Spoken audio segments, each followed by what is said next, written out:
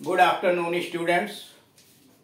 इस वीडियो के अंतर्गत हम लोग एक्सिलरी वर्ब यानी सहायक क्रिया से बनने वाले जैसे हैज है और हैव है, इनसे कैसे डायरेक्ट क्वेश्चन बनते हैं, यानी क्या से शुरू होने वाले हिंदी में जो प्रश्न होते हैं इंग्लिश के अंतर्गत उनको कैसे बनाया जाता है, उनका उत्तर कैसे लिखा जाता है या बोला जाता है, इस संबंध में जानकारी दी गई। आप जानते हैं कि इंग्लिश स्पीकिंग के अंतर्गत विभिन्न तरह के वाक्यों की आवश्यकताएं पड़ेंगी। उसमें आपके ग्रीटिंग यानी अभिवादन से संबंधित शब्दों की जरूरत पड़ेगी, शिष्टाचार, आदेश, निर्देश, निवेदन, साथ ही साथ विभिन्न प्रकार के टेंसेज में जो वाक्य पूछे गए हैं, प्रेजेंट, पास्ट, फ्यूचर, उसके विभिन्न जो टाइप्स हैं, उसमें घर पर, बाजार में, ऑफिस में, अन्य जगहों पर कैसे बातचीत करते हैं, किस संबंध में बातचीत करते हैं, ये बहुत सारी चीजें हैं। धीरे धीरे हम लोग उसी तरफ बढ़ते जा रहे हैं।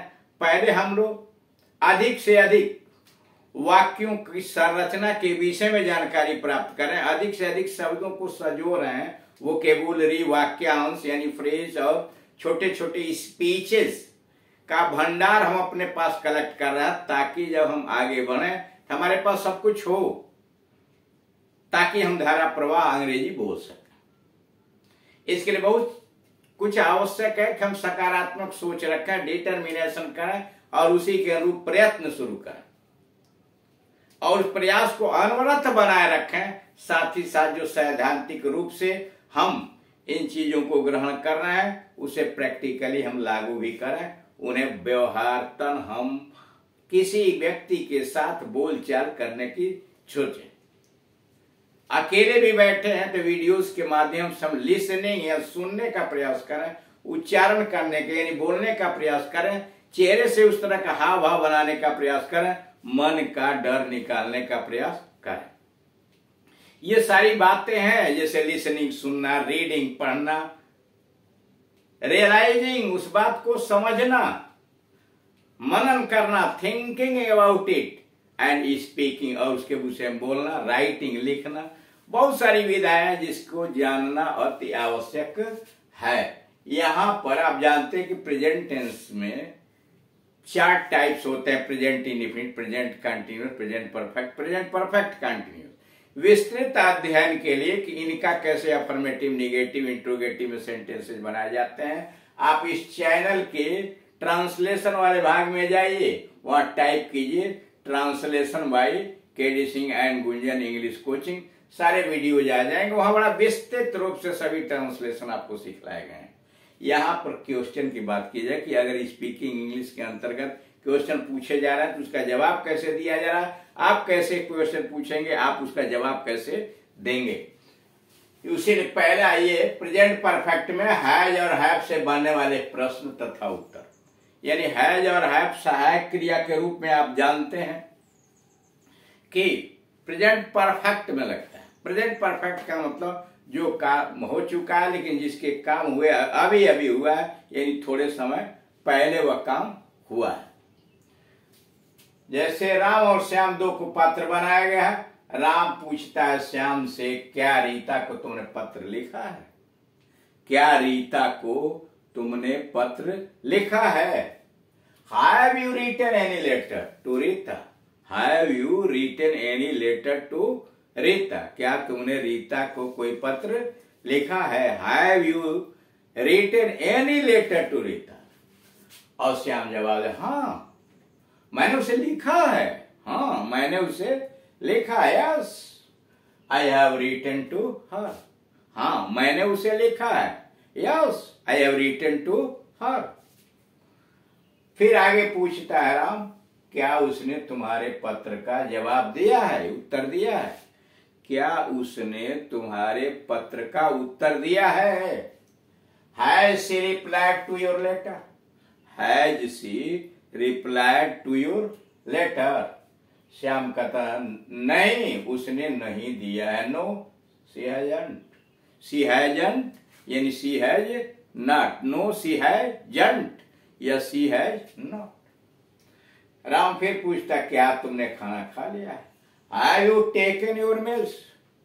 Have you taken your meals, meals खाना भोजन। श्याम कहता नहीं, मैंने सुबह का नाश्ता काफी भारी किया था। No, I had a heavy breakfast in the morning. No, I had a very breakfast in the morning.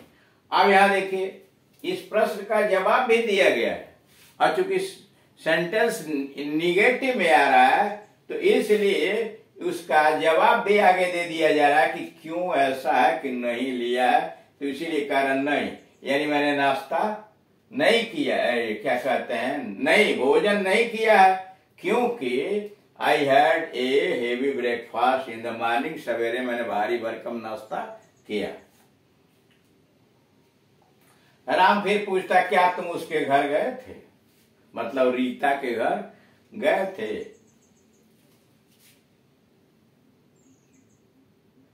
Did you go to his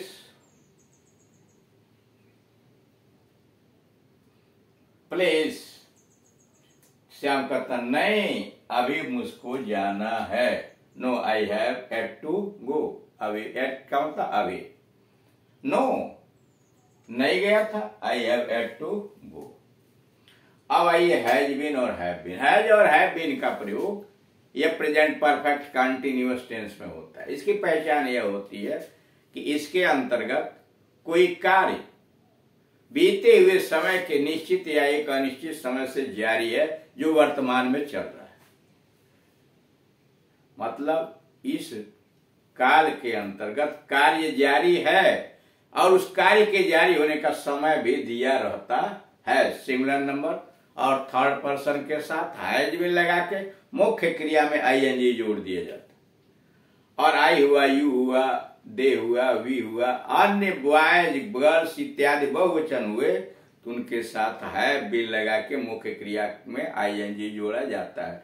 निश्चित समय के लिए सिंस, अनिश्चित समय के लिए फार लगाया जाता है। और विस्तृत बता रहा है, विस्तृत अध्ययन के लिए आप चैनल पर जाइए, ट्रांसलेशन वाले भाग में सब कुछ आपको मिल जाएगा। यहाँ हम इंग्लिश स्पीकिंग से बात कर रहे हैं। अब यहाँ राम पूछ रहा है इस टेंस में, तुम सुबह से क्या कर रहे हो। तुम सुबह से क्या कर रहे हो। What have you been doing since morning. तुम सुबह से क्या कर रहे हो। What have you been doing since morning. Shyam कहता है मैं सुबह से किताब पढ़ रहा हूं। मैं सुबह से किताब पढ़ रहा हूं। I have been reading this book since morning. मैं सुबह से यह किताब पढ़ रहा हूं। I have been reading this book since morning. Ram क्या कल से यहां भी बरसात हो रही है। राम क्या कल से यहां भी बरसात हो रही है। Has it been raining here also since morning. क्या कल से यहां भी बरसात हो रही है। Has it been raining here also since morning. Shyam कहता हाँ हो रही है पर रुक रुक कर। हाँ हो रही है पर रुक रुक कर। Yes it has been raining but intermittently. हाँ हो रही है पर रुक रुक कर। Yes it has been raining but intermittently, रुक रुक कर। राम क्या पानी काफी देर से उबल रहा है। Has water been boiling for long.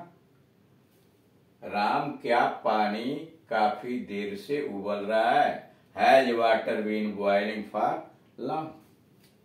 Shyam नहीं अभी थोड़ी देर से ही उबल रहा है। श्याम नहीं अभी थोड़ी देर से ही उबल रहा है। No it has been boiling only for a little time. No it has been boiling only for a little time. अब यहां देखिए अफर्मेटिव, नेगेटिव और इंट्रोगेटिव। मान लीजिए आपको प्रेजेंट इंडेफिनिट टेंस के अंतर्गत अफर्मेटिव सेंटेंस बनाना है। जैसे तुम पत्र लिखते हो तो यू राइट ए लेटर। मैं पत्र लिखता हूं आई राइट ए लेटर। वह पत्र लिखती है सी राइट्स ए लेटर। यस या यस क्रिया में सिंगुलर नंबर के साथ जोड़ दिया। वह पढ़ती है सी रीड्स। वह दौड़ती है सी रन।